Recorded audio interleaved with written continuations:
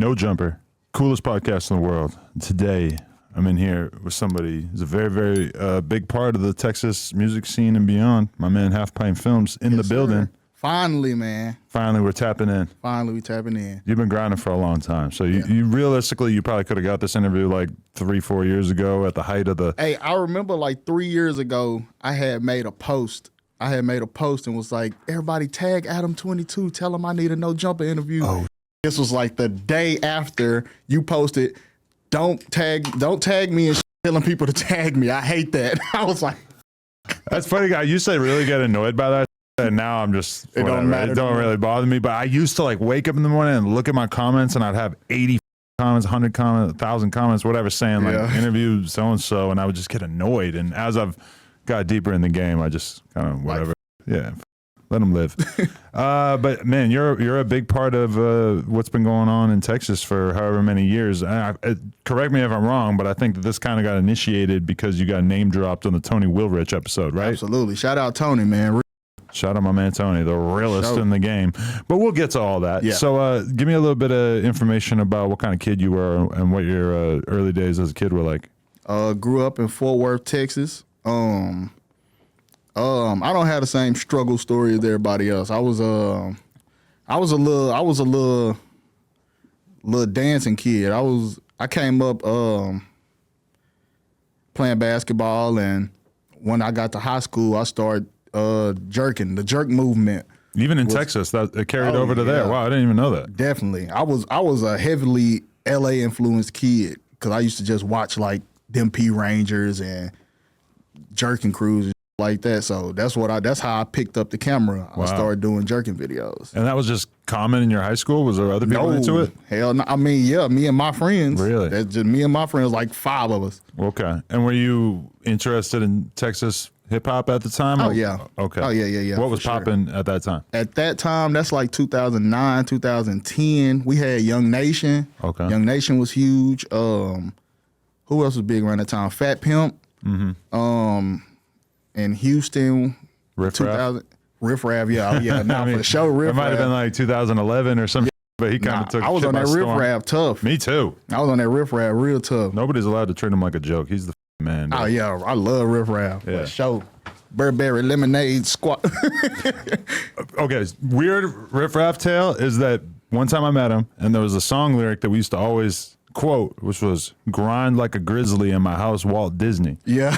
And when I first met Riff Raff, I said to him, I go, "This is like my lyric. It's my favorite lyric ever, but what does grind like a grizzly mean?" And he said, "Well, you remember the Jungle Book?" And I'm like, "Not really, because I was a little kid last time I seen it." And he's like, "Well, the bear is grinding his back against the trees to like itch his back." And last night I'm sitting there with my kid watching the Jungle Book, and I saw that, and it brought back these memories of him saying that to me. Yeah, so you would think Riff Raff saying some shit he don't know what he talking about, and it'll make complete sense. Yeah. Or it might actually not make any sense. Yeah. I mean, the Panda Express colored Benz and it's like, hey, that makes sense. What color is was that? Red and yellow. Yeah. The Panda Express logo. It's not like orange chicken. I don't know. But okay, so you were kind of on that wave. But were you thinking about shooting videos, or what was your what were you aspiring to do with yourself at that time? Like a couple months after I picked up the camera, I knew I wanted to do music videos. My big brother was a rapper, so he was like one of my first early test subjects. Just like the first thing I did was like just record him like rapping a song and just trying to line up the music with the video and like that.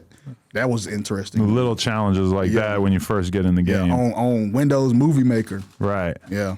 God, that must be a nightmare having to go through the song and just find the little chunks where they're actually mouthing the words properly. And there's one thing I never did. I edited a lot of different types of videos, but never a music video. Nah, it's a lot easier these days because you just got stuff that just connected, the AI and stuff like that. It just connected right to it'll match the words with the mouth immediately. And is that something that like most people who shoot videos are using these days?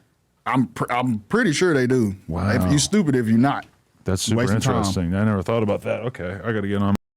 But okay, so you were shooting little videos for your brother and stuff. But when did it become obvious to you that this was something you really wanted to do? And who were you influenced by or looking at the time? As far as camera work, when I grew, I didn't have no influences like that. The only person I just liked like that coming from Texas was Mr. Boomtown. Okay. He was out there, but I didn't really just have no big influence on somebody that just made me do it like that. I just picked it up and. Because I feel like every city in America has like at least a couple of different videographers who kind of came up out of nothing on social media, serving the people in their city. Like, yeah, I was the first one out of Texas in particular. Like that, just on some viral.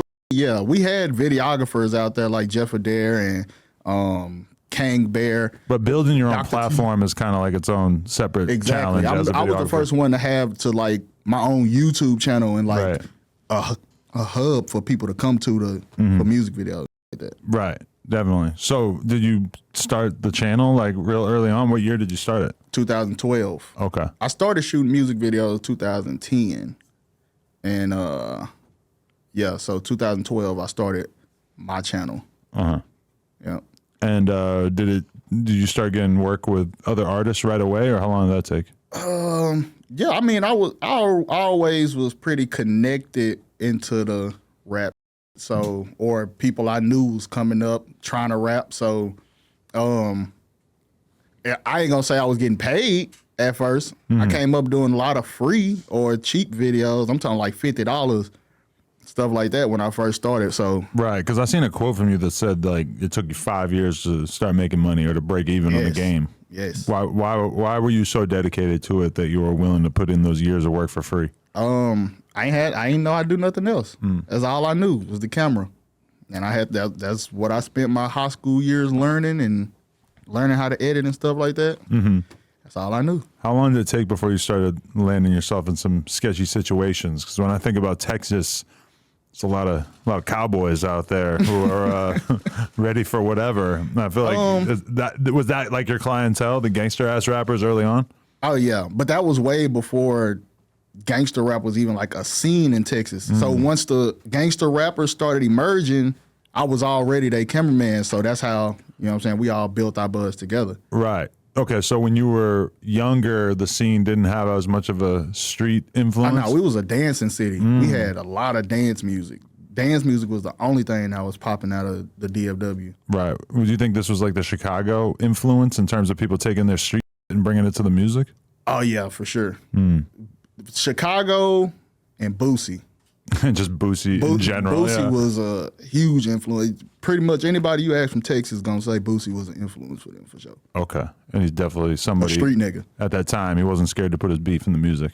Exactly. Right. He was one of the first person I seen putting real guns in the video and shit like that too, even before Chief Keef. Right.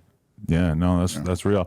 But so, okay, who was the first artist that really took off on your channel? Was it Go Yeah? Go Yeah. Really? Yep. And what year was this? That's 2015, the very end of 2015. I guess, yeah, I started Go Yeah around like maybe 2016, 2017. I heard some songs and was feeling it. So what was that relationship like? How'd you tap in with him? I knew Yayo before, like I said, from just, you know what I'm saying, he's one of the street niggas that I just came up with, and once he caught his buzz, I caught mine. But I knew him from high school, but he like 3-4 years younger than me. So he was like the bad kid that was always coming up. Because we had the 9th grade campus and we had the big high school. He was the kid from the 9th grade campus coming up to the big high school. He ain't supposed to be up here type shit. Okay. So that's how I met Yayo. Right. And so like his shit starts taking off, and did that really impact your channel? Because all of a sudden you got videos on your channel that get millions of views. People are looking at you like, oh, he can actually make me a thing. Absolutely. So luckily when they started, like Yayo, he was never like computer savvy or nothing like that. He ain't know nothing about uploading no video. So HalfPint upload that shit on your channel. Bet. I uploaded on my channel. That shit started taking off. Like my channel probably had 1,200 subscribers at that time. Yeah. But music videos are like a great way to get a lot of views on your channel, or to get a lot of subscribers. I always notice that like World Star, Lyrical Lemonade, like channels that are mostly built on viral music videos just end up having like, 20 million subscribers. Whereas the artist fan base, that's where they come to look for them. So they all subscribing. And they'll watch the same video 100 times. And the next person's video. Yeah. That's why they come to me, because you might, after Go Yayo video go off, yours might come on. So, Right. you know, they trying to catch that algorithm. Yeah, it's also like a No Jumper or an Academics or a Vlad primarily only appeals to people who speak English. And it's like if you're Cole Bennett and you have a channel full of these viral videos from Juice World and Polo G and all these people, that shit does not, that crosses the language barrier easy. Like, exactly. Yeah, Exactly. definitely. Okay, so the Goyeo shit starts cracking off. Were you like a part of his team or his movement, or like how much did you attach yourself to all that? Oh man, yeah, we was like this, hand in hand. Yeah, when he first started his movement, Hood Fame, it was me and his cousin, nephew World, it was the other cameraman, but yeah, we was intertwined. I was really the only cameraman they was using and stuff like that. Right, definitely. And so, I mean, like, what went wrong with Goyeo? It felt like he kind of like made enemies in the local scene, and like maybe at some point kind of lost momentum. Like, what would you blame that for? Obviously, he's been locked up for a few years now, which is his current issue. Yeah, he'll be home soon. But yeah, just not knowing when to stop beefing. But I guess you can't just stop beefing out of nowhere. But the beef is what got him the buzz. So it just kept going, and then, you know, people don't want to book you for shows. It messes up the money. So yeah, he was, I don't know, just a lot of beef, not making the right moves, stuff like that. I'm a fan of Sauce Walker and Peso Peso's hit song Ho Gayo. And I feel kind of bad whenever I'm like rapping along to it because it's a Goyeo diss and I have no reason to diss him. Yayo might rap that hoe with you. Yeah. I think there's more Goyeo diss songs in Texas than anything. Who else got some good ones? Spud Boom. Who else got some good Yayo disses? There's some good Yayo disses out there. He'll tell you, he like them too. You think he was just feeling himself at a young age, and that just kind of like turned a lot of people against him? He's just a cocky young nigga, period. So he even when he had nothing, he was feeling himself. So yeah, once you meet him and be around him, you can see how he can get under people's skin. But if you know him well, like I do, you just brush that shit off type shit. Yeah, I've been around him, but I guess not enough to see the annoying side of him. Yeah. Okay. And so did that kind of start to change things where all of a sudden the beef became a bigger factor in what was making music popular in Texas? Did that kind of change the whole climate? Yeah, it did. That was like the beginning of it, but we also had artists that was popping out that didn't have nothing to do with no beef. That was, you know what I'm saying, they was catching their buzz, which was like Yella, Beezy, right, Mo3 at the time. Yeah. They wasn't no beef. For a time. At the time. Yeah. There was no beef intertwined in they mix. Right. It was just good music. So, okay, who came after Goyeo? Was it Yella Beezy that you kind of tapped in with? Yo. I mean, once that popped, you already had Mo3 over here, Yella Beezy over here. You got Hood Fame Lil Runny, that's Goyeo's right-hand man, Lil Runny, Mother F. Man, the whole city started popping off after that. It was just a chain reaction. And so who'd you shoot music videos for first? Beezy, right? Or was it Mo3? Out of them two? Yeah. Out of Beezy and Mo3? Yeah. Beezy for sure. Right. I only shot one video for Mo3. Oh, okay. Yeah, I've only shot one video for Mo3, but Beezy, I've been working with him since 2013. Okay. And yeah, I mean, how early on did you shoot the That's On Me video? Because that's your biggest video. It was like 100 million that's still my biggest views. Video. Yep. That was 2000. Damn, when was that? 2017, 18 maybe? Yeah, that was a little later in the game. 2018 maybe. I remember 2016 or 2017, I got booked to host a festival in Florida, and Yella Beezy came out, and I did not know who the fuck he was, and he was just going nuts. Like the crowd was going crazy for him, and I didn't realize how big his shit had gotten at that point. I was, something we've never seen before. Really? Yeah. Out of Dallas, it was something we never seen before. Right. And so, okay, did you only shoot one video for Mo3 because of the tension that ended up cracking off between them, or? Nah, he just always had his own route. He had his own cameraman. Shout out Prophecy. Cole. He had his own cameraman. He used his own channel. It was just, I don't know. That's just the route he took. Mm-hmm. Yeah, I mean, it's kind of weird for you. Like, if you shoot a music video for somebody early on in their career, are you kind of like expecting them to keep fucking with you as their career goes on? Yeah, that's a big mistake. What, fucking with other people or nah, just cutting you out of it? Yeah, just thinking that they just gonna keep you in the picture type shit like that. Like, that ain't how it work. Right, because you want it to be like that. Even with me as interviewer, you kind of think like, oh, I got this guy's Once first the labels interview. get involved, it's over with. Right, because you benefit from, like, you've been around for such a long time, and in the early days of your career, it was pretty normal for a rapper, even if they were popping, to put their video on your channel. Right. And then as they get bigger, that becomes more and more difficult to get them to do. So have you had to start shooting a lot more videos for other people's channels and shit? I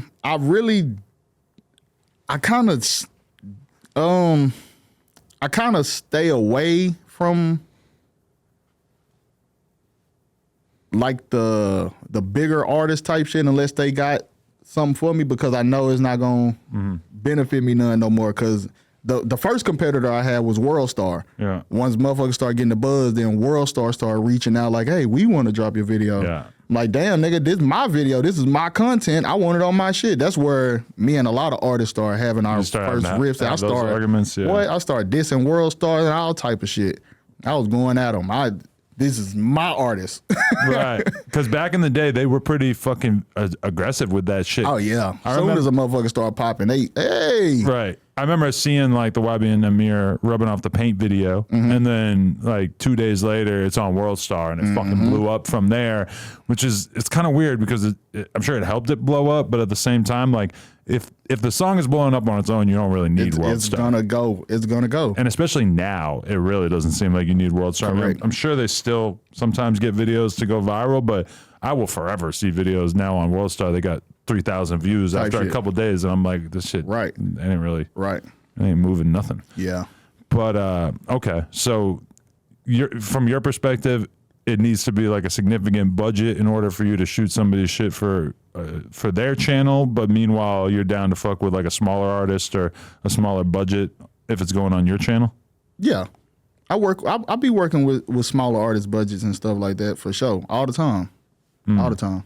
How'd you become HalfPintFilmz? Where'd the HalfPint come from? HalfPint been my name since I was born. Really? I was a small kid. Oh, okay. Like real small. Like, so I guess my daddy gave me that name.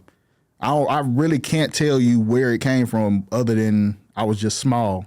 So I don't know. I just grew up HalfPint. That's all I ever knew. Did people get a lot of good jokes as a result of the name? Not good ones. Everybody say, like now, I grown up, people always, oh, you a full pint now. Like, oh, that's not, I've heard that a million times already. That's what I was thinking. If I was going to diss you, I'd be like, you a half pint, I'm the whole thing. Exactly. Something like that, right? Yeah, nah. They tried that already. Okay. But you said that you never made money off your channel, right? Like, so is that just because all the songs get claimed by the artist or the label right away? Yeah, I wish that was the problem. Nah, back in 2012 when I started my channel, this is around the time that Google AdSense first started. They put that shit on my channel. I figured out that from clicking the ads and stuff like that is how you get paid. Wow. So my dumb ass on there clicking the ads consistently myself. So they flagged me for invalid click activity. And it's been like that ever since. For 10 years? 10 years. So if you know somebody at YouTube, tell them holla at me. I'm sorry. Please remonetize my channel. Holy shit. Damn, that's a never made a situation. dollar off YouTube. Wow. With 1.4 million subscribers. That didn't make you want to start a different channel and maybe have a fresh I tried start? that. And it was the same shit? It was too deep in the game. Nobody wanted to be on my new channel because I already got this channel popping. They like, shit, upload my video on that channel. Right. Fuck y'all. Damn, that's some grimy shit. I never would have thought that was the reason. Oh, yeah. Okay. Yeah, I fucked up. Damn. So how did you monetize? Like when you say that you started to make money or break even, like how did you start to make money off the channel if it wasn't from uploads? Okay, just charging people. Even so, videos that I didn't shoot, you can upload it on my channel for a fee. Okay. Yeah.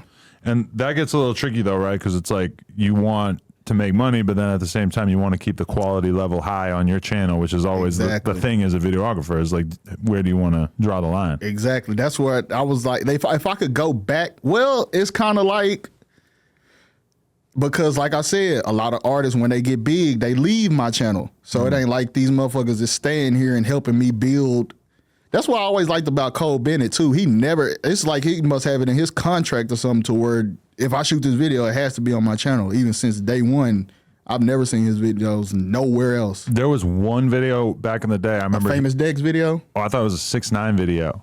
That ended up going on World Star, and that he shot it. And I remember being, if I'm not forgetting, but I remember just being really, really surprised. Yeah, because Cole to me is kind of the extreme example of somebody who controlled the quality on his channel so much. Definitely. Whereas like a large percentage of other video guys that I've talked to or observed over the years, it's more like they just kind of have to hustle and they have to make money in the short term, so they end up kind of at some point uploading videos that they're maybe not as excited about. Definitely. I hate that, but yeah, that's exactly how it went. Yeah, that's the struggle. I had to swear off uploading music videos to the No Jumper channel at a certain point, because for a minute there, that was like the main way that I had to make money, because when YouTube hit us with that adpocalypse, we didn't really know what the fuck we were going to do. What's the apocalypse? 2017, like our YouTube revenue got cut by like 90%. And a lot of other YouTube channels had that at the same time, and that kind of really changed everything. Oh yeah, you got to go into survive mode after that. Yeah, that got a little bit complicated. So who else do you shoot with early on in your career? Because I saw that you shot with Youngboy at an early stage. Yeah, I shot with Youngboy. That wasn't even really just early in my career. That was a little later, kind of. What was the scenario that caused that to happen? Shit, I woke up one day and his manager was posting on Instagram. He was saying, we need a videographer in Dallas. And they flooded the comments with my name. Really? So he DM'd me. He was like, meet us at the mall at 10 o'clock. This is 10 a.m. Meet us at the mall. What year are we talking? This is 2019. Okay. So Youngboy's already pretty big at this point. Oh, yeah, huge. So, yeah, this 2019. It might be 18. It might have been 18, too. I'm not sure. One of those years. But, yeah, I met them at the mall. I'm thinking we finna go shoot the video at me. We didn't end up shooting the video till like 8 or 9 o'clock that night. But nah, it was cool. That was a cool experience though. Right. So yeah, do you still like doing the run and gun style videos where you're just sort of hanging out with the rapper for the day and it's almost like vlog footage, or do you prefer to do stuff where you're, like really having sets and like shit really organized? Depends on the situation. I still like running guns. Running guns really just rule the game right now. It's not too many big budget videos that just pop off like that no more. Videos don't really go for the creativity. People would rather see you standing around on the fucking street than standing in it's always weird for me when I click on like a drill video and then they're in like a big, studio with purple lights and shit. And I'm kind of like, this doesn't feel right. Like the people want to see you actually in the streets, which shit, yeah. Not saying that you should be doing that, because realistically you're gonna get yourself killed. But like the fans want to see that shit, right? No, definitely. Yeah, I shot a lot of videos in traps and kitchens. Right, traps and kitchens. For like 3-4 years. It was traps and kitchens. You go to my YouTube, you don't see nothing but kitchens. Yeah, why is that? The kitchen's just one of the best lit rooms. That's trap nigga's favorite room in the house. Right. Because they can point at the stove and be like, where I do my thing. They love that kitchen. Pull the Pyrex out. You got like a lot of easy accessories right there, right? They're going to get that Pyrex every time. And put some baking soda in there. Yeah. A little fake crack cooking. Like, I'm just getting started. I'm not going to do the actual crack cooking, but like I got the baking soda, I got the Pyrex. I can cook some. You know what's going to happen here. Exactly. All right. Exactly. All right. So who else early on? Youngboy, Fredo Bang, Soldier Boy, Trippy Red, who else? I don't know. I shot a lot of people, bro. Who else have I shot? Am I missing somebody? In terms of the early days, I mean that does sound pretty complete. The early, like how early are we talking though?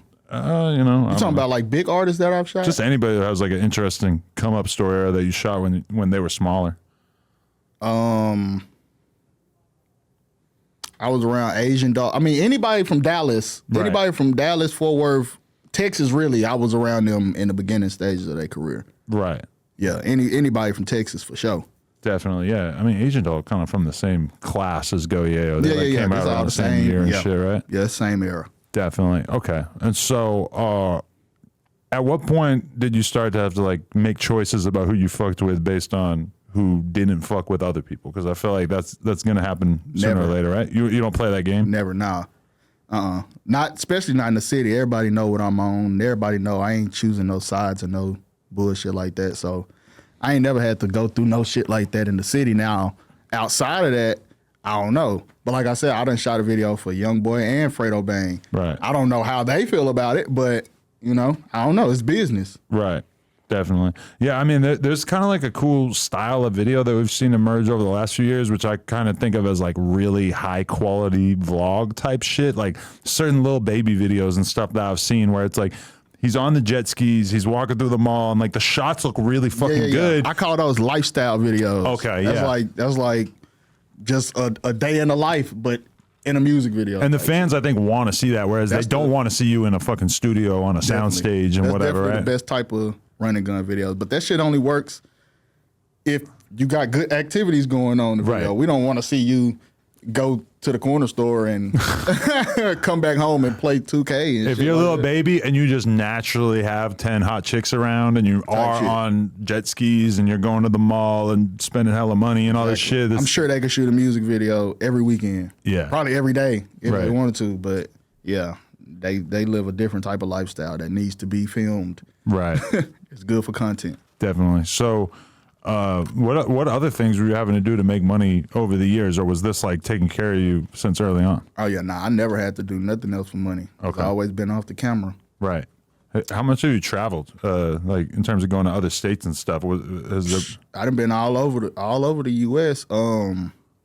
I've never been out the country yet. Okay. I done been all over the U.S. shooting videos for sure. That's a weird part about hip hop is that you don't really have much of a reason to leave the country. Right. Until you get really big. These days you will. The UK rap scene popping like a motherfucker. Mm-hmm. So I don't know, but yeah, I never had to leave the country for a video. Definitely. Yeah. Do you aspire to like do bigger video projects like documentaries and shit like that, or how's that? Yeah. So I actually shoot movies too. Oh, right. I seen that. Yeah. Mm-hmm. Yeah. So I shoot movies too. I got a couple of documentaries that I'm about to start working on. So yeah, I'm moving into more like the bigger. What kind of subject matter would you want to make documentaries about? I really want to make a documentary about the DFW music scene and like the real where it started to where it is now. Mm-hmm. That's something that I want to do. Yeah, what do you think makes Dallas unique in terms of the country and in terms of Texas in general?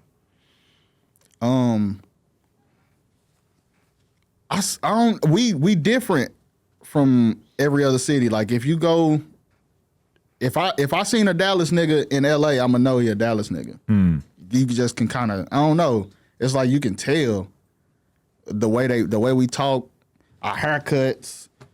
By the way, I'm not from Dallas. I'm from Fort Worth, but we the same. I say it interchangeably, but I understand that this is not to you guys. This is not it's the definitely same a thing. big difference, but I'm Dallas and Fort Worth for sure. Mm-hmm.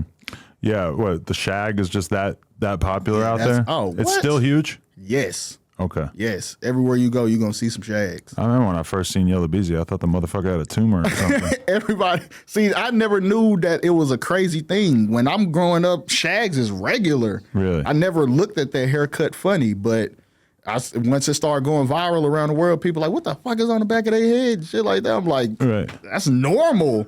Definitely. That's a normal haircut in our city. It's such a weird concept for a haircut, though. To just have this like big fucking roll back. Once you think about it, it is crazy, but that's our city. Yeah, that's man. I'm still waiting for like a full-on Afro revival because I feel like the Afro is so tight, and like whenever I have a friend who's like hair starts growing out, and then they're like, "Oh, I gotta get a haircut," I'm like, "You should just let that shit rock." Just dude. just a fro. Yeah, I mean, like, how does nobody do that anymore? Cause I don't know. I don't know. It's gonna look like you from the 80s or some shit. Yeah, I feel like it takes a lot of work to like keep it big and round and shit. You gotta blow that shit out. Probably a blow dryer and a pick. Yeah. I ain't. Yeah. Now that you say it, somebody gonna do it. But that's what I'm saying is like if Playboy Cardi came out with a fucking an afro tomorrow, we're gonna see it everywhere. A bunch of kids gonna have fros. And then we're gonna point at this conversation and be like, Adam was a genius. Yep, I'm glad I was a part of this. You saw the future. Yeah. I don't know. But okay, was Erica Banks your artist at a certain Yeah. point? How did that go? So we picked up Erica around 2019, 2020. She was, I ain't gonna say she was my artist, but she was in our group. She was in our, you know what I'm saying? She was one of us. And I was helping her along her starting days. And then Crawford swooped in and swooped stole in. her? Or what? Yeah, How did that he work? swooped in. So I didn't have her on no paperwork. So it wasn't a hard thing to do. But it wasn't like he just stole her because she told us before, like, she was like 1501, you know what I'm saying? They looking at me. We was like, shit, go do that. Because we knew Meg had just left 1501. We already know Erica's style is similar to her. We already knew if she go over there to 1501, they're going to start making them comparisons. It's just good publicity type shit. But was that the plan at the time? Was she like, oh, you know, Carl Crawford, he gonna turn me into a toy soldier. I'm gonna go at Meg. Yeah, it's like gonna be a whole little war. I don't know what they plan was over there. That wasn't the original plan. I don't know what they plan turned into when they got over there. But yeah, I like the idea of like a guy like Carl Crawford though, like just sort of assembling these chicks to go to war with each other on his behalf. That's tight. Yeah, that was, I don't know, man. I don't know what made her kind of like get off the Meg train or whatever, but she was a Meg fan at first. Yeah. Interesting. Did the whole Meg and Tory thing kind of tear Texas apart a little bit, or fuck no, that didn't have no effect on Texas at all. You were telling me that the people weren't like fascinated by it and trying to figure out what happened and shit. I feel like people would be extremely interested. That was all over the world. It didn't change nothing about the Texas. Well, I don't know what it did in Houston. Right. But just hearing people from Houston talk, shit, Meg is so big now. She's worldwide. What she do don't just directly affect Texas no more. Yeah, she's huge. Damn. But Meg was also one of the people that I reached out to early. We never got to shoot. Man, I was supposed to shoot a video with Meg, and literally like the next month, she dropped fucking big old freak, got up out of here. It was over with. Right. Because, I mean, I was doing those music listening streams back in like 2017 and 2018, heavy. And I remember somebody sending in her shit.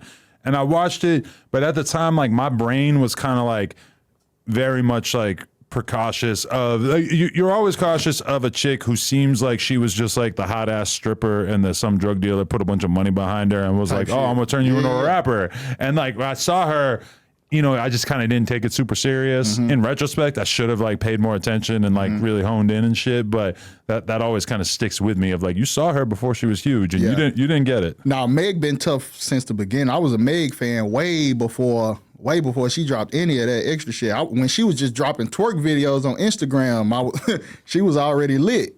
She was lit. She been lit for sure. No, yeah, definitely. Okay, so in terms of like how much did the Yella, Beezy and Mo3 beef kind of change the city once that started cracking off? Because that changed the entire story of the city for sure. That's the story of the city right there. I mean, all of a sudden there's bodies dropping, and was that something that you weren't really used to in terms of being associated with the rap scene before that? Yeah, no, we didn't have one of those cities where rappers just be getting killed and shit like that. Right. Even still, it's not a lot of rappers that done died. It's a couple. Recipes Mo3, Recipes BFG Strap, but it's not that many rappers that just be dying like that out there. Yeah, because I had no idea how real it was, and then I remember I was there was a huge Juice WRLD, Yella, Beezy, etc. show in Dallas. Was Future on it? Yeah, Future was on that too. He didn't perform if he was on the thing, but he was like, supposed to be. Really? Because so I went out to that, and you know, I remember like seeing Beezy, just on some cool shit, whatever, and then I see video of Mo3 trying to get in because they had added Mo3 to the bill like later on, and apparently Beezy and them didn't know, and I think Beezy said like, I'm not fucking with him coming backstage and being part of this or whatever. However it went down, Mo3 was not allowed in, and he got arrested, I believe. Yeah. And it was this whole fucking thing, and that kind of caused me to be like, oh, okay, this isn't just some shit where they don't like each other. This is some shit where they really aren't supposed to be around each other. Yeah, that shit got serious. But like to y'all, this is just, you know what I'm saying, some shit y'all watching. But to us, we in the middle of this shit. This shit is going on. You know You know what I'm saying? In the city, like this is our local news type shit. Like Really, yeah. on Facebook. We a Facebook city. I don't know if people. Really? Oh yeah, we are a big Facebook city. If you want to get to the city, like the hood and the people that's just in the city, you gotta get on Facebook. That's crazy because then everybody's posting under their real names and shit too, right? Yeah. A lot of people still got their real names on that motherfucker. Yeah, it's super funny when it's like, but that happens in like Chicago and New York and shit too. Like there's just certain cities that are still clinging on to Facebook. And, Yeah. and Another big one is Memphis. Memphis be on Facebook like a motherfucker. really, Oh yeah. and it's always, Definitely. it's funny because like a page will like one of the fan pages will post up like, look at this thing 600 Breezy said, and I'm just reading it like, well, how is this 600 Breezy? And then I'm like, oh right, this is like, Antonio. yeah, that's his real name. Like, yeah, 600 okay. Breezy definitely be on Facebook like a motherfucker too. Okay. Yeah. But isn't there a limit on how many friends you can have? People can follow you. After 5,000 friends, yeah. you just get followers. It's So, been years since I really spent a lot of time on yeah, Facebook. that's why so- a lot of cities don't be on Facebook like that. But we're one of those cities that's still Facebook heavy. Right, definitely. So, okay, what's your policy on shooting diss songs? Long as you ain't dissing nobody. Well, I really don't do that shit no more. I've kind of grown past that. But back then, long as you ain't dissing, I can't even say that. I was about to say, long as you ain't dissing one of my people. But shit, I was shooting diss songs and damn near editing them motherfuckers in front of my people. So I can't. I can't even But say does that seem like a mistake now, or was that just you kind of having to force yourself to be independent of all the bullshit? Nah, because I can't even say. Like I said, it wasn't no real like bodies just dropping like that Right. behind the Because shit. the It diss was song really just shit, some rap yeah. shit. Beef and diss songs are kind of whatever until they're waving a gun in the camera and saying, "I'm coming to your crib. This is your grandmother's address." No, they was doing all that. It just wasn't nobody getting killed. They was Right. doing the most, but they just wasn't, you know what I'm saying, actually succeeding until motherfuckers started succeeding. Right. And so that made you kind of have to look at it a little differently. I just grew out of it. I just kind of got older. I don't know. That's just some young nigga shit that I was doing when I was young. You know what I'm saying? I'm Right. kind of too old for that shit now. Yeah. I mean, you always kind of run into that as a person who's creating content, even doing interviews and stuff, you know? yeah. I mean, we're pretty aggressive with like asking people about their issues with other people and Right. stuff. I don't really shy away from it. A lot of interviewers shy away from it. For me, I can't just leave that shit on the table. Like, I want to know. I got to ask. You gotta know. Absolutely. It's fine if you don't want to talk about it, but I got to ask. Gotta ask. But it's for weird sure. being the video guy because it's like literally that music video wouldn't have happened if it wasn't for you, or it would have happened, but it would have been on a different platform. If it goes on your platform, that's when it starts to really get sticky, right? Okay, that's how my platform end up booming because, like I said, Go Yayo and the person that was dissing him, Spud Boom. I'm shooting both of their videos, uploading them both on my same channel. I'm talking about I'm uploading Go Yayo this day, uploading Spud Boom this back to him the next day, type shit. So that's how the traction started rolling in. Right. Beef helps. Beef brings numbers. I'll say that. Yeah. Beef definitely brings numbers. It just like long term can be weird for your image. It definitely burns out and gets weird after a while, but Yeah. it'll bring some numbers. Especially in a small city where there's like it's like easy for people to pull up on each other and shit. What? Because I seen on your channel you got Kenny B doing Ape K, which is dissing Ape Gang. What the fuck is Ape Gang? I'm not sure. Ape Gang, that's some young niggas from Stop 6. They some young blood niggas. It's a bunch of them. Shout out Ape Gang. That's how fucked up the dissing shit is, though, is that I'm clicking on this and watching this, and I don't know who the fuck they are. Right, you don't even know who the fuck but he it sounds dissing. more interesting to hear somebody diss somebody than to just make a regular song. Yeah. I hate that my brain works that way, but it's just reality. Yeah, it's right? different when you actually know the people they talking about and the shit that and the situations they be talking about in the songs and shit like that too. Definitely. So like more recently, I've seen you tapping in with D Baby over the past couple of years. He's been kind of blowing up. Like, was that just another artist that you tapped in that's with? straight from uploads. D Baby kind of he was when he first started rapping. His manager hit me up. He started uploading on my channel. I've never met D Baby to this day. Really? I've never even had a conversation with D Baby. That's It's just crazy. all through his manager uploading on my channel. He started picking up traction, taking off. Shit. That's wild because that's one artist that I hear people actually really talking about out D here. Baby Which hot. for an artist to go from like hot in Texas to hot in California, they really have to kind of rise to a certain level for people to start paying attention. Definitely. You ever do anything with Splurge? Yeah. Oh, okay, That's little good. bro. Hell yeah. Splurge had a nice wave going for a while. He used to be at my store all the time and shit. He was sick. Nah, Splurge still out there. Splurge. He's still doing it, but now he's like a grown up. Yeah. He looks kind of like he's totally still different. young though. He could come walk up to me on the street right now. I'm not going to recognize him because I guarantee he doesn't look like he used to, right? Now he's still, well, he don't got dreads no more. See, that's going to throw me for a Yeah, loop. when you think of Splurge, when he first started, you think of the nigga with the little dreads and nah, he don't got the dreads no more, but he's definitely, he having. He had that flow before like everybody else had it. Yeah, Splurge came out with some different shit. Him and Beats by Jeff, they came with their own sound and kind of brought a new wave into the DFW with the no melody beats. He was doing beats with it was straight drums or straight bass. Yeah, and there was just like a time period where, I mean, people were calling it the DMV flow, but I kind of felt like I heard Splurge doing it almost before I heard Hoodrich Pablo and all these other people kind of taking it to another level. No, I ain't gonna say that. That because when Splurge first came out, everybody was saying he sounded like Pablo One. He sounded like Pablo One. He's like a little baby Pablo. But he like shit. Free my boy Pablo. I know I'm like one Free of the Pablo. only. I done shot for Pablo too. All right, good. Because that's one person that I feel like a lot of the rumors and shit about him were cap, and then I also feel like he gets talked about like he was a bitch or some shit because they were talking about him getting robbed or whatever. Yeah. I don't personally think that because you maybe got robbed one time that's enough for me to judge your character. Anybody can get robbed. Hell yeah. That's just man. A lot of niggas done got robbed. Fingers crossed. Since then, fingers crossed. But yeah, that shit happens. But yeah, it did affect his career. But he's in there doing his time like a man, and I'm definitely I'm excited to tap in with him again once he gets out. Do you know when he's supposed to be getting out? I don't know, a few years at least, I think. Damn. But whenever I mention him, his Instagram account will message me and be like, "Thank you for mentioning him." So keeps me motivated. Yeah, one of the rappers in our city kind of joined with Pablo One, Lil CJ Casino. Oh yeah, kind of went over there and joined with Pablo One. Them, he still be fucking with them and shit like that. NPR. Oh, that's what's so up. Yeah, that's one of the people I came up with too, Lil CJ Casino. Right. So okay, how did you start your relationship with Sean Cotton?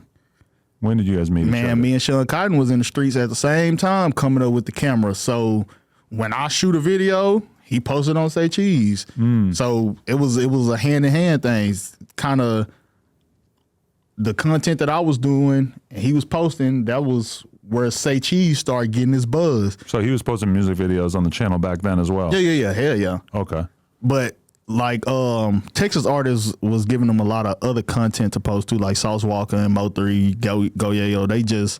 They the type of niggas that'll get on live, Instagram live, or just say some crazy shit all the time. So he was constantly having shit to post. But yeah, it was a lot of music videos at first. Were you looking at him doing the interviews and were you like, that's an interesting way for you to be going because it's kind of different? Like I felt like a lot of people didn't see the vision or how much value there was in creating content early on. Nah. We always knew when Say Cheese first came out, we knew it was special. We was on Say Cheese when it first started. It was already a big thing in our city. In our city, it was always a big thing when Say Cheese came out. So, it was never weird to me. And I still don't have a Say Cheese interview to this day. Sean. Really? So are you guys back on better terms? Because I know at one point you connected him with a guy who was supposed to fix his car, and then the guy ended up kind of being shady.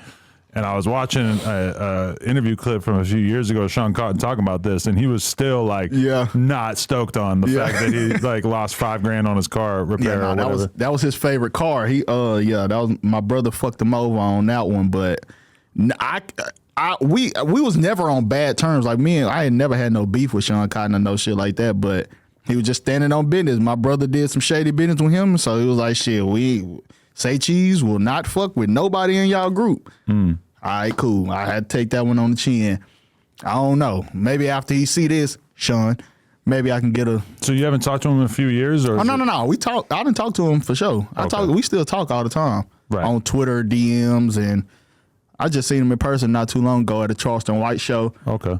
Yeah, it's all cool. It's all cool for sure. Right. I mean, I always thought he was interesting because he's apparently made a lot of money over the years with signing artists and stuff. So he can kind of like use the interview thing to sign artists that he's able to meet early on, which I've never really been able to do both at the same time. I'm like so focused on the content that I never really even tried to sign artists. But it's that's like a really kind of ingenious way to use your platform, is like care less about the views and more about being able to just use this as a way to tap in with the artist real early. He grabbed a couple art like Splurge. Sean Cotton was the one that grabbed Splurge. See, I didn't even know that. Yeah, Sean Cotton, the one that grabbed Splurge. Splurge. I want to say Cash Page. Oh yeah, she's dope. BFB the Pac-Man. Shout out my man BFB. Yeah, I wonder if he's still is he still a mailman or? Nah, I don't think so. I think he got enough money to quit that job. Because when I interviewed him back in the day, he was saying like, yeah, I'm gonna stay a mailman forever or until I like really make a shitload of money from music and stuff. And so I always wonder like, is he's still grinding with the music, but did he at some point leave the mailman? I ain't seen him posting no mailman shit in a minute, so I'm pretty sure he off that job now. But shit, I know he getting rap money like a motherfucker. Really? So he's popping right now? Oh yeah. Oh okay. Yeah. Pac-Man still moving around. Yeah. I've always thought he was dope, but that's interesting. Yeah, Pac-Man super dope. That's my boy. Definitely, yeah. Okay, and so you mentioned Charleston White. What's it been like to see him just become like arguably the biggest star coming out the city? So the first time we ever seen Charleston White, he was on the news snitching, going against Go Yayo. Yeah. So like I said, I was in Go Yayo camp, so we all like, man, what the fuck? He wasn't even Charleston White at this time. Like he was Charleston White, but he wasn't the Charleston White that we know. But he's on the news as like community activist. Yeah, he was just a regular pedestrian. And then shit, he turned up on our ass. He turned into Charleston White. I mean, because LA kind of has that version of it too, where there's a bunch of dudes who can be like, I remember when he was out here trying to be a Crip and trying to hang out with all these like gangster dudes and shit, and then all of a sudden he's like, swearing death upon the Crips. Who? Charleston, because he's, talking about how much he hates gang members, wants them all locked up, all this shit. Oh yeah, I fuck with Charleston White though. That's Unk, man. Right. That's Unk. But when Charleston White first came out, everybody hated him. I sat there and watched everybody go from hating him to loving him, because he one of them guys you just gotta love, because he say some real shit. Like whether you want to agree with him or not, he gonna say some real shit to get you on his side for sure. Yeah, it's weird. It's like hard to square the fact that he does say so much real shit and is so funny and so has such good observations, but then at the same time, he does sometimes say like the worst shit you ever heard in your entire life about wanting gang members to die, wanting rappers to die, talking about Blueface's kid, how he'll place a bet that the kid's gonna die, all this shit. And then, even like the stuff talking about raping Jewish and Asian babies and killing babies. He gonna say whatever. But then he also will say, he's talking about raping white women, but then he'll say, I was playing a character. Right. Which is weird because that sounds like such bullshit, but then once you've actually watched the real him in interviews and stuff, you start to realize, like, I guess that is a character. Because be bullshitting. If you know Charleston White in real life, you will know, man, that nigga is the coolest nigga. Man, all the shit he be saying, and he gonna stand on that shit too. He gonna say that shit, and if you approach him in real life, he gonna stand on it. And he's gonna pepper spray you. A lot of go pepper spray, whatever he got in his arsenal. You kind of motivated me to get some pepper spray and a knife and shit. I'm telling you. Let's be real. A lot of situations where you end up in a situation, you don't want to shoot the person. Yeah, you just want to get them off you. But you could always pepper spray a motherfucker. Charleston gonna pull out that motherfucking pepper spray. Yeah, shooting somebody in the mall is like your whole life just is gonna turn into chaos after that. But you could bust a pepper spray cloud and then just get up out of there. Like Batman. Get up out of there. Nah, for sure. Now I gotta. I'm on Charleston White's podcast now. They just added me as the. Oh really? Yeah. What's it called? Game related. The game related podcast. Right. Okay, yeah. Me, him, and Dewberry. Okay. Yep. Interesting. All right. And so you said that he's the new Malcolm X. Mm-hmm. In what way exactly? Man, because he speak his mind, and he stand on what he talking about, and he's a community activist. That's the real Charleston White. Cares about the youth. He's trying to change the youth. What Charleston White will tell you. I don't give a fuck about no grown nigga. I can't change no grown nigga. I give a fuck about the kids. He's trying to change the upcoming of, you know what I'm saying, the next generation. Right. He don't give a fuck about no grown up. Yeah. No, yeah. I mean, there's a lot of stuff that he says that seems really offensive at first, but when you really drill down into it, it's kind of You're like, obvious. damn, he was right. Yeah, I mean, like all the anti-street shit or all the anti-gang shit, it's like, well, it is kind of hard for me to sit here and like argue with you. Like Right. that is real. Absolutely right. If you're a young kid and you decide to start hanging out with gangs and shit, it's probably not going to be a great decision for your life. Definitely. Yeah. He'd be absolutely right. So I agree with him 100% on that shit. So how do you get shot while doing a video? Man, I was out in the Grove. If you from Dallas, you know about the Grove, and you know what the Grove is, man. Me, I'm not knowing how serious the Grove is at this time. What is the Grove? Is this an area? Grove is Pleasant Grove. That's a hood in Dallas. Okay. That's a hood in Dallas. So yeah, we out there at the corner store shooting a music video. Somebody, I don't know where they came from. I still didn't see no car, no nothing to this day. Come spray the video, shoot up. And this was a time where, so you know how cameramen, they always got their little stabilizers, and I didn't have that at the time. No, I had a hoverboard. Oh, really? I was on the hoverboard using that as my in and out. Yeah. Shooting you while you're on a hoverboard is the ultimate disrespect. That's fucked up. Imagine that. You out here trying to have fun. I'm trying to have fun. I'm shooting a video. They start spraying the video, shoot up.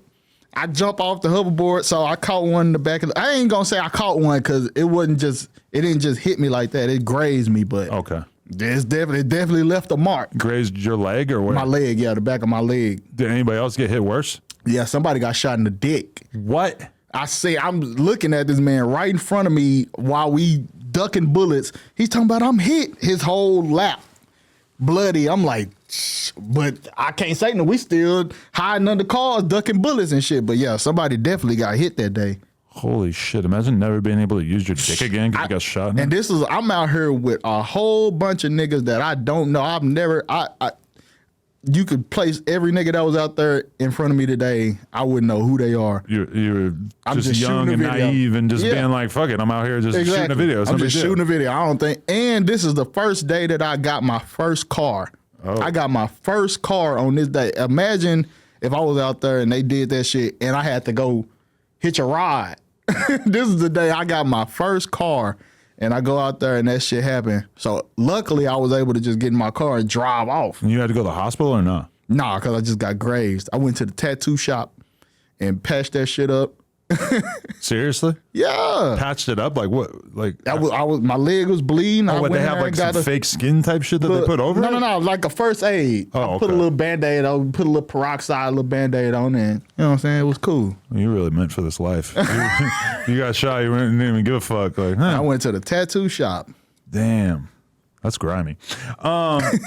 Okay. So, yeah, but was that the beginning of you really kind of changing your mentality on the content? Because Yes. a lot of people have this story. Like Vlad has stories about how he would pull up and shoot a video on somebody's porch in the middle of Compton, and the whole time they're looking both ways, and they got the homie standing right there ready to shoot something. But, Yep. I mean, you could have 10 homies ready to shoot something, and this shit goes down. Man, You're still just a random white guy standing When there. that shit happened to me, it was literally every nigga out there was pointing guns in the camera, doing all this shit. Shots start ringing off. Everybody ran Really? because we didn't know where it came from. They don't know where to return fire to, so everybody just running. Holy shit. So all that having guns and videos and shit don't mean you on defense. But what's the vibe like out there in terms of firearms? Because like for us in New York Everybody and got Chicago, yeah, everybody got to be hella low key about it in LA and Chicago and New York and shit. But then meanwhile in Texas, it's a lot looser. In terms of gun laws, Everybody right? has one. Really?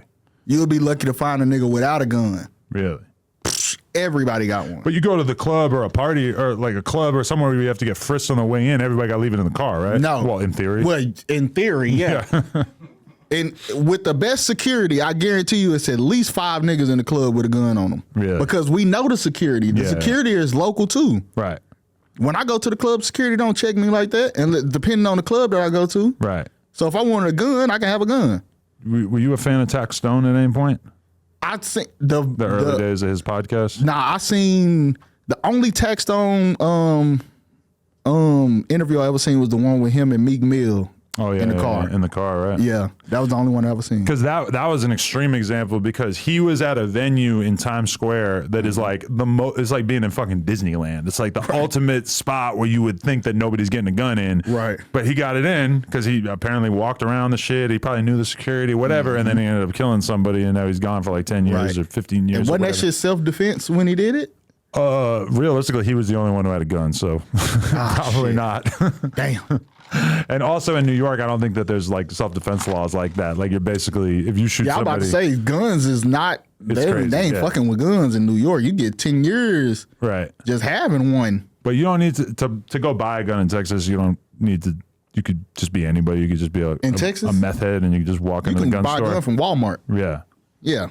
No kind of background check or nothing. Nah, especially, and they just made it to where you don't even need a license to have a gun no more. You can have a gun. So you feel like that makes the city feel safer or more dangerous? Because like in LA, similar vibe. You go to certain functions and events and stuff, and you know that a huge percentage of the people have guns on them, but they're all illegal guns or not legally being carried in this situation. And so you end up with a situation where it's like there might be less guns in LA, but only the strapping young bucks who are down to carry them have them. Exactly. If a motherfucker is a criminal, gonna have a gun regardless. Exactly. So in Texas, whether you're a criminal or not, you got a gun. So I definitely say it's safer probably because I ain't gonna say motherfuckers just don't be wilding out there, but it's not as bad as other cities with stricter gun laws. Motherfuckers be getting shot, but it's not that bad like that. Right. But you have to conceal it, right? Because yeah. Because like I remember ESTG telling me that in Louisville that you're outside walking down the street in his neighborhood, people just walk around with Dracos and shit, and just they don't have to hide it. They can just carry it in their hand walking down the street. Yeah. No, in Texas, you definitely got to have it's definitely concealed carry. You got to have like a holster or something like that. But I feel like people be having like rifles on their back and but that's only like white people. You don't never see no niggas walking around with no rifles. That ain't happening. Yeah, I feel like it being concealed is a good compromise because somebody walking down the street with a Draco is gonna fuck the vibe up. You know, for sure. You're scaring the hoes. For sure. Definitely scaring the hoes. What are you doing with that? Yeah. But I remember actually from talking to dudes in Chicago, they basically informed me that if you don't have a gun, every girl's gonna think you're goofy, and most of the girls have guns. Oh yeah, which was kind of eye opening when I heard that because my bitch is just not the type of whatever even look at a fucking gun. So right now, that's how it is in Texas too. Every girl got a gun. Yeah, hell yeah, damn, and will pop your ass too. So what's the status of your relationship with Rainwater? I know you guys were going back and forth a lot. You still got issues? Me and Rainwater never had no serious issues. We was on some back and forth riff-raff competition. My art is better than yours type shit. Okay. But I don't know. Rainwater just not my type of guy. Really? He's not somebody I hang with, but you know, he cool. How'd you feel seeing him barking at Trap Boy Freddy in the parking lot? He knew what he was doing. He knew. He was basically doing it for the camera because obviously Freddie ain't gonna do nothing in this environment. Man, Freddie got bigger shit going on than to be out there just woofing with Rain like that. So yeah, no. Okay, interesting. So to bring it full circle, how'd you actually tap in with my man Tony Willrich? Man, I've been knowing Tony since like we grew up in the same city. So Tony. Like viral moments and shit like that, that's nothing new. He been going viral, having fights and just lives and shit like that going on in the city for years. Everybody in Fort Worth know who Tony is. So when you see him pop up on No Jumper as the gay Crip, that must have been fucking hilarious to you, right? He was the gay Crip when I shot his first video like 3 years ago. And it kind of went viral, went on World Star and shit like that, the gay Crip. But once he came up here, it went, you know what I'm saying, much bigger. But because you have him sitting across from some Crips who really some real Crips from LA. Yeah. So yeah, it's different. But he been on that gay Crip shit for years. But so it didn't go that viral in your city? In the city, yeah. It was at the time. Yeah. But people weren't mad about it, or of course. Oh, okay. Of course. The Crip niggas do not, but I ain't gonna say they don't like it, but it ain't like nobody just gonna find Tony and just beat him up like that because they know Tony, they respect him, I guess, but it ain't like nobody just pressing him about it or no shit like that. But they don't like it. right. But he really like made the most out of that OG Percy cosign because like we didn't even know who OG Percy was. We just seen pictures and been like, well, this old Crip apparently is cosigning him. Nah, So. OG Percy been one of them. He's certified. OG Percy certified. When OG Percy was locked up, niggas was talking about OG Percy. I remember somebody posted some shit roasting OG Percy's daughter on the internet a couple years ago, and motherfucker was like, nigga, this OG Percy daughter.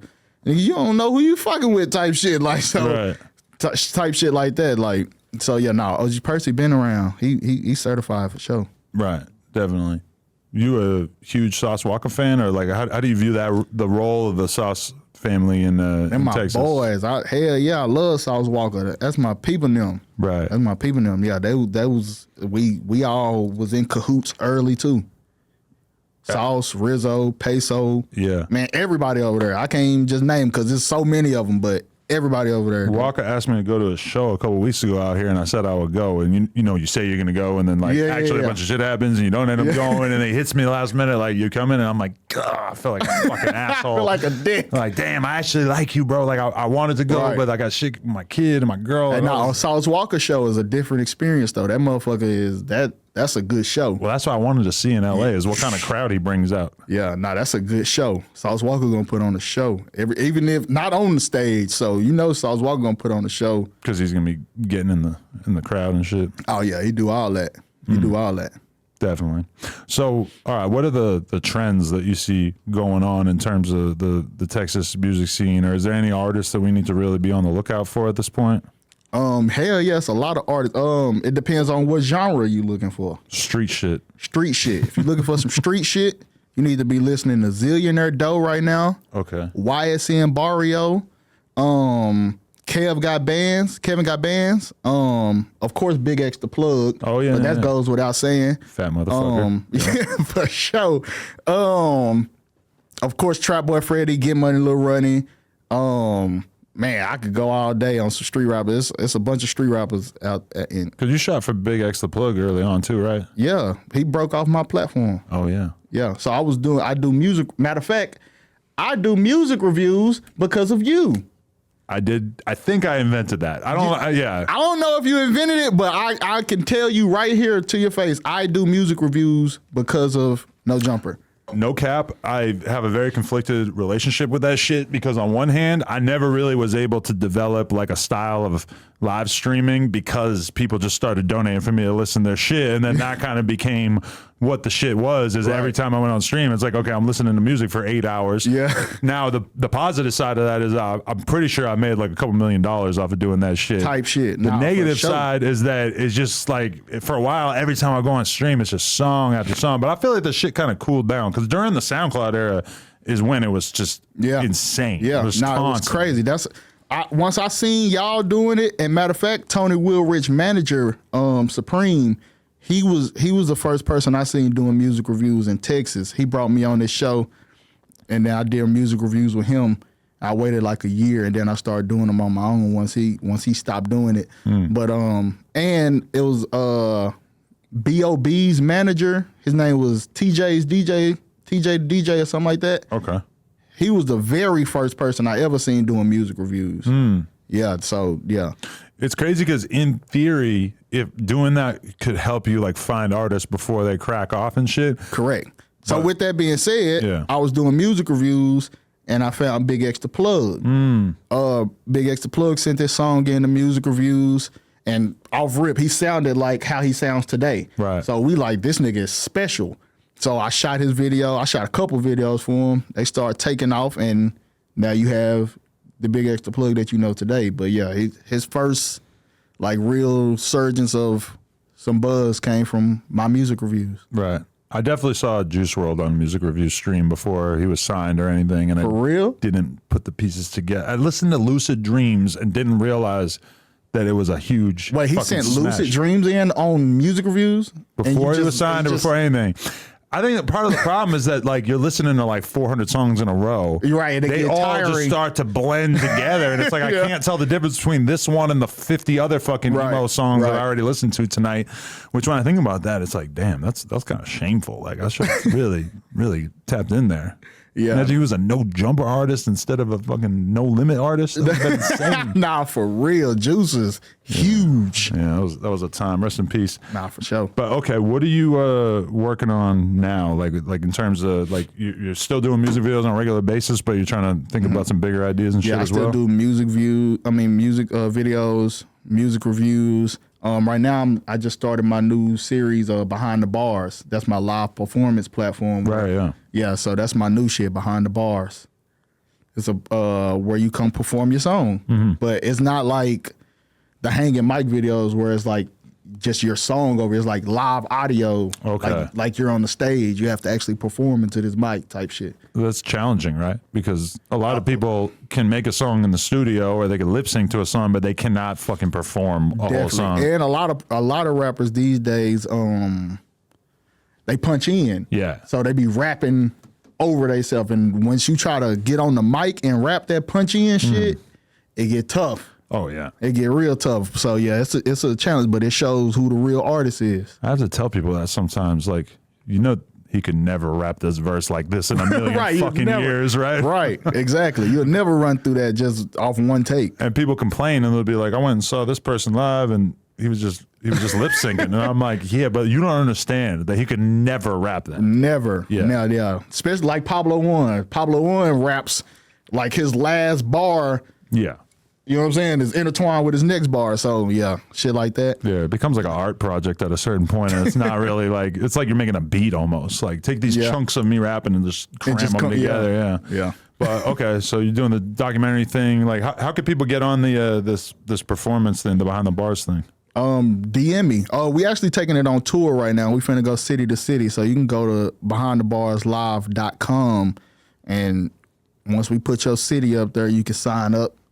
And you know what I'm saying? We'll be there. We're going bar to bar. Every city, different cities, different bars. People probably want to know this.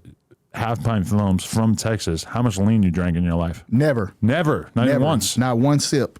Probably a good idea. Not one sip. And that's a misconception about me. A lot of people think I got my name from lean. Right. They hear HalfPintFilmz, they think, oh, that's some Texas shit. He drink lean. Nah, never sip lean a day in my life. Never will. Never interested, pop pills, nothing like that nothing. ever? I smoke weed, drink liquor. I don't do no drugs. Yeah, those are pretty harmless compared to the lean. Exactly. The lean is also so expensive that that's a big part of why it'll fuck your life up. Yeah, that too. That's an expensive habit. Yeah.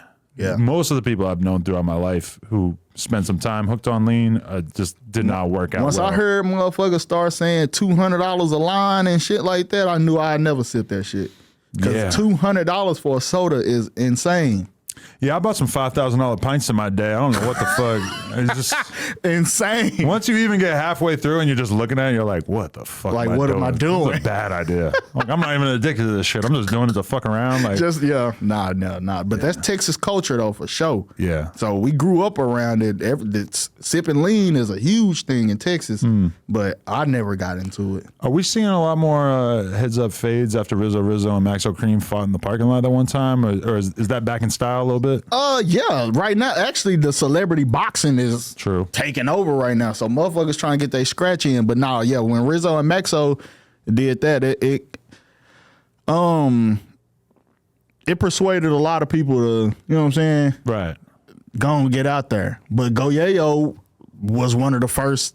Goyayo and Sauce Walker was like the first Texas rappers that you can like go on YouTube and watch they fights type shit. They fought and people recorded that? I didn't even know that. Yes. Might be Goyayo was viral for his fights damn near more than his music. Right. He was beating niggas up, and so was Sauce Walker. Sauce Walker had a couple of them out there.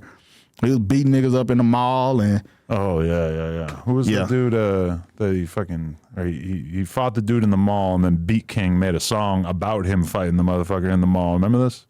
Did B King make a song about At that About time, everything. B King was making a song about anything that was viral going on. B King was making a song about it. Yeah. That's another person I came up with from day one too. B King, Really? Yes. Wow. There you go. Yeah, from day one. Yeah. Well, not from his day one, from my day one. Right. Do the clubs make like a huge difference in terms of what music cracks off in Dallas or in Texas these days? Not so much right now, but a couple years ago, yeah. I wanted to get back to, you know what I'm saying, where the clubs breaking music, but it ain't really too much music breaking off in the clubs like that. It's kind of interesting because it's like that's like typically going to be more pop type shit. Whereas like a lot of the shit that seems popular these days is more street type music that doesn't really make sense in the club. Right. No, the shit out there, dude. Motherfuckers, yeah, hell yeah. Street shit is Really? that's all you gonna hear in the club. Hell yeah. Hell yeah. Makes sense. All right. Anybody you want to shout out or anybody you want to, anything you want to tell the audience? If you're a rapper, go to behindthebarslive.com and sign up right now. You know what I'm saying? So when we come to your city, you can get on the platform. Shout out Top Off Entertainment. Shout out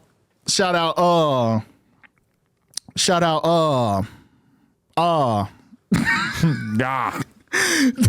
This the part where you start trying to think of names and motherfuckers you say you left them out and shit. Fuck all that. But yeah. Shout out my people them. Yeah. Facts. All right. HalfPintFilmz. Everybody watch this. Hopefully you picked up some game. Get motivated. Go out there and make some fucking money with a camera and your computer. That's all it takes, right? Absolutely. Well, yeah, it did. Well, a lot of hard work. Yeah, a lot of hard work. But yeah, camera and a computer. The show. All right. I appreciate you, man. Yes, HalfPintFilmz. No Jumper, my guy. Much love. No Jumper, coolest podcast in the world. Check us out on YouTube, TikTok, Patreon, Instagram, etc. Like, comment, subscribe. NoJumper.com if you want to support. Bow.